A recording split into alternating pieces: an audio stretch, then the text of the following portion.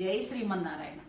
భగవద్ బంధువులారా, ఈరోజు మంచి విషయం కుంభాభిషేకము గురించి తెలుసుకుందాము. ఈ కుంభాభిషేకము దేవాలయాల్లో 12 సంవత్సరాలకు ఒకసారి జరుగుతుంది. ఈ కుంభాభిషేకం పాల్గొనటం వల్ల మనకి ఏ ఫలితాలు కలుగుతాయో స్కాంద పురాణంలో చెప్పబడింది. కుంభాభిషేకం అనేది అన్ని చోట్ల చాలా అరుదుగా జరుగుతుంది. ఎందుకంటే ఇది చాలా వ్యయ ప్రయాసలకు సంబంధించిన కార్యక్రమం.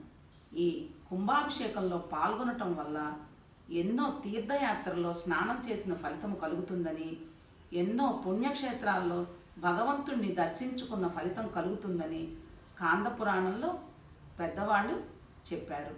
ఈ కుంభాభిషేకంలో మనం పాల్గొనకపోయినా పాల్గొనిన వాళ్ళని దర్శించుకొని స్పర్శ అంటే తాకినా మన పాపాలన్నీ పోతాయని చెప్పారు. ఇకపోతే కుంభాభిషేకము భగవంతుడిది అంటే స్వామి గర్భగుడిలో పైన ఉన్న శిఖరాలకి ఉండే కలశాలకి జరిగే మహా అభిషేకం. దయచేసి మీ ప్రాంతాల్లో ఈ కుంభాభిషేకం ఎక్కడైనా జరుగుతుందంటే తప్పక దర్శించుకొని స్వామి అనుగ్రహాన్ని పొందండి. జై శ్రీమన్నారాయణ. వీడియోస్ నచ్చితే సబ్స్క్రైబ్ చేసుకొని సపోర్ట్ చేయండి.